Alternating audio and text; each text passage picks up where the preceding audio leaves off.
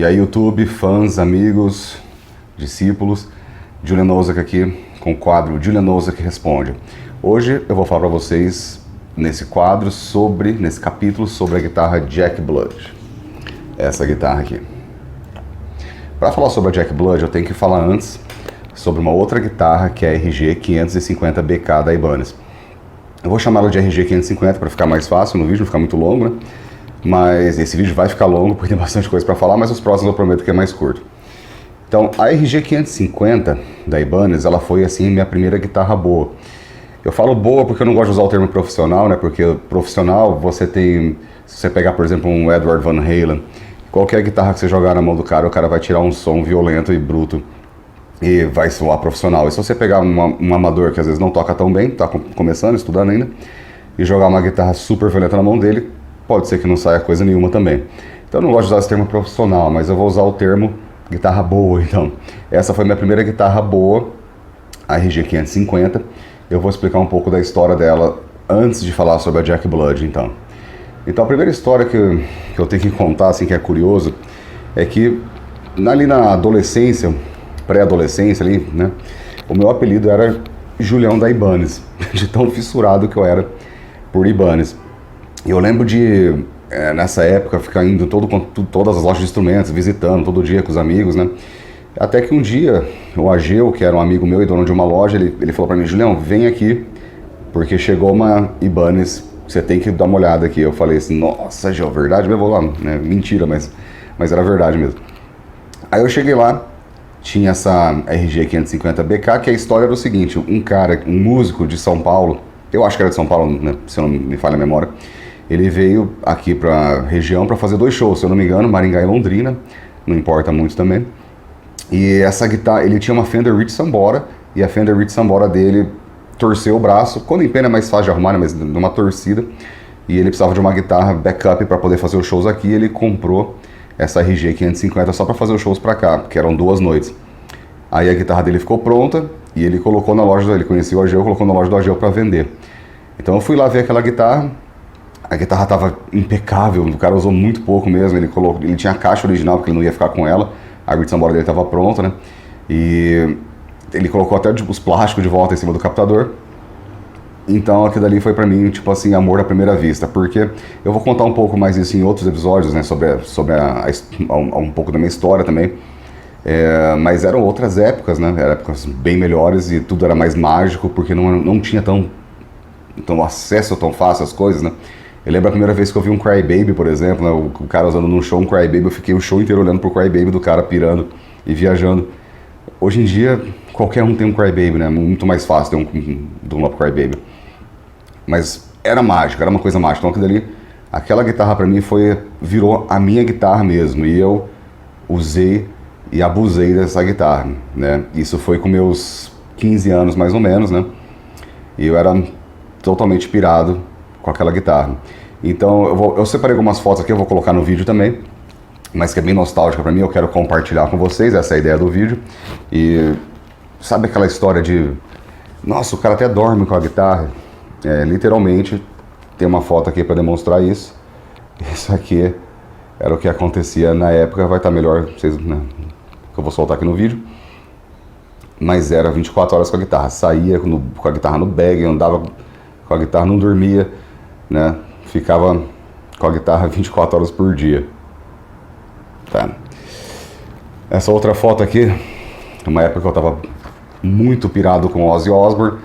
Lógico, Sr. Ozzy, muito massa, mas mais pelos guitarristas, né? Os caras ruins que tocam com ele, né? O Zakk Wylde, Randy Rhoads, Jake Lee. Então essa é uma fase que eu tava, fase Crazy Train, totalmente pirado no Ozzy, aos 16 anos, se eu não me engano, aqui. E mais uma, quando eu tinha 18 anos, em algum show que eu não lembro nunca onde foi isso aqui, jamais vou lembrar, mas dá pra ver aqui a guitarra, meu cabelo era enorme, cabelo chegava até na bunda, e eu usava um Lane TF300, que esse Lane tá com um aluno meu hoje em dia, o Moisés, salve Moisés, e essa é a RG 550 BK, RG 550. A RG 550, ela é uma Ibanez japonesa, ela era de 94 ou 96, me fugiu a memória agora, provavelmente 94. Safra, para quem sabe, ótima da Ibanez, né? Então ela toda preta, como vocês viram na foto, corpo preto, escudo preto, captador preto, ponte preta, toda preta, corpo em basswood, escala em rosewood, braço em maple, e a captação dela vinha originalmente de fábrica com V8, V7 e S1, e a ponte Edge ou Low Pro Edge da Ibanez, a minha veio na safra mais antiga com a Edge, depois eles trocaram pela Low Pro Edge nessa guitarra. Essa guitarra foi tão massa que ela foi, né, lançada posteriormente depois de novo, tipo reissue. Mas essa guitarra, como eu falei, eu usei e abusei dela, então a primeira coisa, ela sofreu alguns mods, né? O primeiro mod que eu fiz nela foi trocar o escudo. Eu coloquei um escudo de acrílico nela porque eu queria que aparecesse os fios, um visual diferente e tal. Ficou uma bosta, mas depois eu tirei, durou muito pouco tempo. Ficou muito feio. Mas uma coisa interessante que acontece quando você troca o escudo de uma guitarra, muita gente não sabe, eu vou falar mais sobre essa parte técnica em outros episódios, lógico. Mas o escudo de acrílico, ele faz com que muda totalmente a sonoridade, porque essa região embaixo das cordas aqui é muito importante no instrumento. É onde está sendo refletido toda a vibração, as ondas, né? E isso volta para as cordas que o captador vai captar, é meio óbvio. Mas colocando o escudo de acrílico nela, ficou um timbre mais comprimido, sabe? Porque o basswood tende a vocalizar, o basswood tende a fazer vom, vom, vom, vom, né? E com o escudo de acrílico ficou mais jom, jom, jom, jom, mais comprimido, principalmente no bottom end, né? Nas notas, nas cordas mais graves. Mas esse foi um mod temporário, tirei porque o visual ficou horrível. E o mod importante foi a captação, lógico. São captadores bons, né? O V8, o V7 e S1 da Ibanez. Porém, eu queria experimentar coisas diferentes, um pouco mais de agressividade, um pouco, sabe? Então, o primeiro captador que essa guitarra teve na ponte foi um PAF Pro. Um PAF Pro, né? Vamos chamar de PAF. O PAF Pro da DiMarzio ficou um tempo, eu gosto muito dele, é meu captador preferido de braço. E depois ele passou para o braço. Na sequência veio um DiMarzio Evolution, modelo Steve Vai, para quem não sabe, 404 mV saída, é bastante.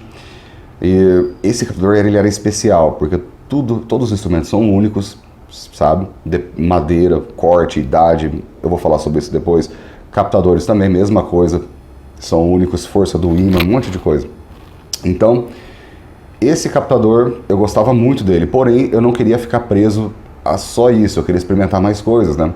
Então, esse captador eu acabei vendendo para o Ricardo Jesus, professor de música, aluno meu, se formou comigo, muito bom, toca pra caramba, ele colocou numa Jackson, dele ficou violenta. E foi um Screaming Demon da Seymour Duncan, modelo George Lynch, na ponte, que depois voltou para um outro Evolution. Tá? E essa guitarra, ela estava totalmente destruída, ela não tinha, tem várias histórias, vou contar mais pra frente em outros episódios, mas ela estava totalmente sem tinta, arrebentada. A pintura japonesa, né, Japan, eles fazem, na Ibanez, eles fazem essa pintura, acabamento um pouco mais delicado, obviamente para não ficar o som enclausurado dentro daquele plástico, né, então, uma pintura um pouco mais delicadinha, estava toda moída, e é basswood, o basswood é uma madeira ruim. Isso é um mito que eu vou desmistificar também, não tem nada a ver. É uma madeira mais barata, lógico, mas não é ruim, é uma madeira muito musical, na verdade. Isso eu vou falar mais pra frente depois. Mas é uma madeira delicada, tá? Basswood é uma madeira delicada, é uma madeira bem soft. Então pode ser que aconteça que escape uma correia do parafuso, né? Pode ser que aconteça que escape um parafuso do escudo, isso é fácil, você preenche com madeira e fura de novo, ou nem fura, só parafuso por cima, bem de boa. Mas na minha aconteceu o seguinte, comeu a madeira em volta do pivô da ponte aqui. Então essa ponte ela não tinha mais estabilidade nenhuma na afinação. Então essa guitarra, e nessa época, né, eu já estava com outra Ibanez, que eu vou falar no próximo episódio, que é a Justice, e eu estava já indo para uma outra Ibanez, mais uma, que é a D-Monster hoje em dia. Então eu resolvi aposentar essa guitarra, né? Eu aposentei ela, deixei ela descansando. Eu não lembro por quanto tempo, sou péssimo com data, mas eu acredito que uns 10 anos, e é bastante tempo, em 10 anos ela ficou descansando, guardada. Eu desmontei ela inteira, separei todas as peças, e ela ficou... E eu imaginava assim, ela ia voltar um dia, Só que quando ela voltasse, ela ia voltar especial. A RG 550BK, tá? Ela ia voltar tipo a Fênix, renascida, né? Então o que acontece? A RG 550BK virou a Jack Blood, que vocês conhecem nos shows, nos vídeos. Essa é a Jack Blood. A Fênix, versão Fênix dela, essa é renascida. Então a primeira coisa que eu tinha assim, que eu queria, que eu via na minha mente, era que eu queria que ela tivesse esse visual meio lava, assim, meio renascido, meio, sabe, meio Fênix, queimando. Então resolvi fazer essa pintura de Thrill nela. E quem ajudou eu a fazer isso, né, foi o Wesley, um brother, Wesley Pereira. O Wesley tinha feito uma guitarra dele, uma Ibanez dele, e ele me mostrou, eu falei assim, vamos fazer na minha. Ele falou, claro. Então eu vou colocar o vídeo aí, a gente falou, o processo sendo feito. Não é fácil, tá? A primeira vez deu muito errado. Tentamos a segunda vez deu certo, que eu queria. E tem uma história que, né, que me perguntam muito também. Fala assim, é verdade que essa guitarra tem seu sangue nela? Fala assim, verdade, tem. Ela tem meu sangue na pintura, tá? Não fui eu que inventei isso, também não fui eu que inventei o Thrill, tá? Obviamente. O Thrill já existia em pinturas, quem popularizou ela na guitarra foi o Steve Vai, é lógico. E o sangue também, né, foi o Steve Vai, porque o Steve Vai lançou uma linha, a Jam DNA aniversário, que tinha o DNA dele, o sangue dele. A Ibanez pediu para ele fazer isso, e ele, né, segundo ele mesmo, e ele disse que achou estranha a ideia no começo, mas ele falou assim, vamos embora, por que não? Ele até estranho vir de uma empresa japonesa tão tradicional como a Ibanez. Mas não foi ele que inventou isso também, nem a Ibanez, né? Porque o Kiss já fazia isso, por exemplo, em História em Quadrinhos, né? Eles colocavam o sangue deles na tinta, enfim. Mas eu queria, como foi minha primeira guitarra boa, é a única guitarra que está comigo desde essa época, né? Até hoje. Eu tive duas guitarras antes, que eu vou falar depois, dando retrocesso, né? Mas essas guitarras não estão mais comigo hoje, essa é a única que sobrou dessa época. E então eu fiz esse Thrill. Fala assim, todo esse vermelho é seu sangue? Claro que não, né? Isso aqui é tinta vermelha. Alguns lugares tem sangue. E a primeira vez que eu fui tirar o sangue, eu levei uma seringa normal de farmácia, que acabou não tirando, né? Eu olhei aquele tambor de água lá que vai pra fazer o Thrill, eu falei, não vai dar. Então na segunda vez já peguei uma seringa bem maior, que é tipo veterinária, grossa assim, e quem tirou meu sangue foi o Wesley. Valeu, Wesley, porque é mais difícil tirar seu próprio sangue, tem uma autodefesa do cérebro, você fica assim, e tipo, é horrível. E quando ele furou aquela agulha gigante, grossa, chegou a estalar, velho, você tava quebrando, fez um tac. Um dia bizarro. Outra pergunta que me fazem é se tem Jack Daniels nessa pintura. Isso é verdade? Sim, é verdade. Ela ficou curtida Jack Daniels um tempo, na madeira. E depois foi jogado Jack Daniels, mais por um efeito, né, de curtição mesmo, de rock and roll, no tambor também, junto com a tinta. Então tem tinta metálica, tem tinta vermelha, tem um fundo preto. Quem fez esse fundo preto pra mim eu não lembro. Se eu não me engano foi o Sandro Corrado aqui de Maringá. Sandro Corrado, estiver assistindo, massa. E bom, basicamente esse é o Thrill dela. Algumas coisas que aconteceram. A ponte dela foi substituída. Essa aqui é uma Low Pro Edge, a original é uma Edge. A Edge dela original está na Lee Monster, que eu vou mostrar em 2 capítulos pra frente daqui. Ela está totalmente destruída, é uma ponte de 94, né? Essa ponte é um pouco mais nova. Se vocês olharem no vídeo de close também dá pra ver que ela tem o seu desgaste, mas não tanto como a original, que era pra ter, a Edge. Ela teve em um certo momento também um escudo espelhado nela, que eu acabei não gostando também nessa guitarra, e acabei voltando no preto. Esse aqui é o preto original que tinha nela, que ficou muito massa, ficou parecendo uma ninja. E os captadores dela são de Marzo, Evolution. Ela voltou com Evolution. Foi difícil achar esse set, porque eu queria ele branco com os polos pretos. Você acha o branco com polo dourado muito fácil, né? Porque o Steve Vai, mas o branco com polo preto, principalmente esse, que é um Humbucker from Hell, foi bem difícil de achar.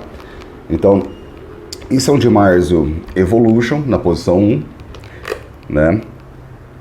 404 mV de saída, bem agressivo. Ele é bem diferente do primeiro de Marzo que essa guitarra teve, que tá na guitarra do Ricardo Jesus, né? Mas com o tempo tá mudando, eu espero que um dia atinja aquele timbre. Esse aqui é um pouco mais estridente, um pouco mais agressivo, tá? A posição, então, 1, Evolution, posição 2, a bobina interna, né, o split aqui com True Velvet, também da Dimarzio. E a posição 4, a posição 3, aliás, é só o True Velvet. A posição 4 é o split do True Velvet com Humbucker from Hell, bobina interna. E a posição 5 é só o Humbucker from Hell.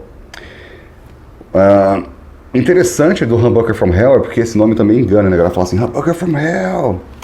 Não, ele é um captador que tem esse nome porque ele é um humbucker que tem uma sonoridade muito próxima de um single coil. Até que eu coloquei esse True Velvet aqui, eu vou colocar a especificação desses captadores aí no vídeo, mas vocês podem notar que eles são muito próximos de frequência, principalmente aguda.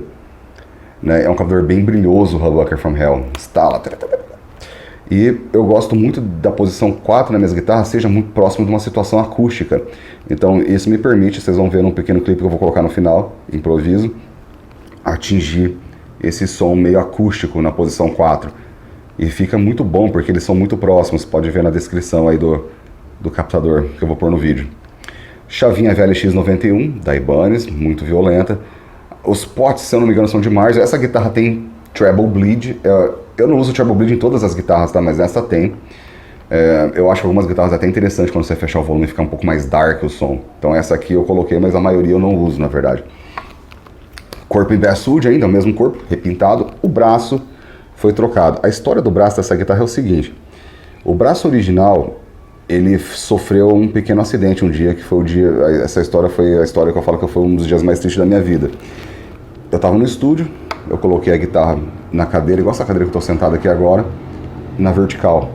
Nunca faço isso. Quando eu saí do estúdio, eu fechei a porta, fez tipo uma pressão dentro da sala e a cadeira tombou para trás. E essa guitarra bateu o headstock dela e quebrou o headstock da Ibanez. Ele é bem angulado, né? Bateu, obviamente, com a pressão das cordas, quebrou muito fácil. Então, e como eu era novo naquela época, eu não sabia, nunca tinha passado por essa situação, não sabia se tinha conserto isso, né? Então, nossa, aquele foi o dia mais triste da minha vida. Assim, eu falei assim, meu, acabou, né? Guitarra, amor à primeira vista, guitarra que eu usava todo dia, o dia inteiro. Então, aí isso assim foi o Sandro Corrado aqui de Maringá, ele fez um enxerto pra mim aqui e refez o headstock aqui, a junta. E eu tenho que falar, ficou muito bom. Sabe aquelas coisas que fica melhor até que o original, o reforço? E funcionou de novo. Então isso foi quando eu tinha meus 15 anos, 16 anos, se eu não me engano. E essa guitarra foi mais um tempo, mais alguns anos pra frente ainda, até 1998. E...